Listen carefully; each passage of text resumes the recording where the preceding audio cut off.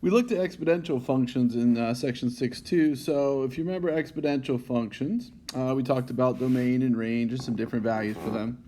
So the big thing, remember, the domain for every exponential function is just all real numbers, so any number.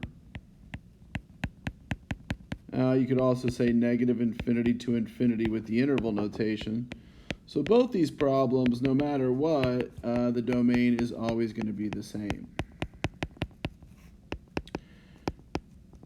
Now the range, or the y value, is not necessarily the same. It's really based on the horizontal asymptote. Now remember, the horizontal asymptote is always 0 unless there's a number added and subtracted to the end. Like in this one, there's a 2 subtracted. So the horizontal asymptote is y equals -2. Over here, the horizontal asymptote, you can see we added 5. So the horizontal asymptote is y equals 5. So that's going to be the lowest number these functions can get to.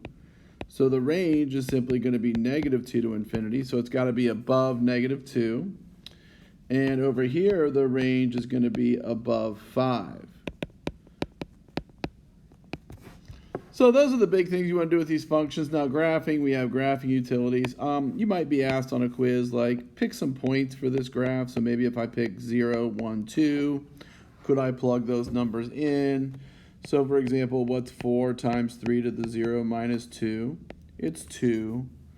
What's 4 times 3 to the first minus 2? It's 10, because it's 12 minus 2.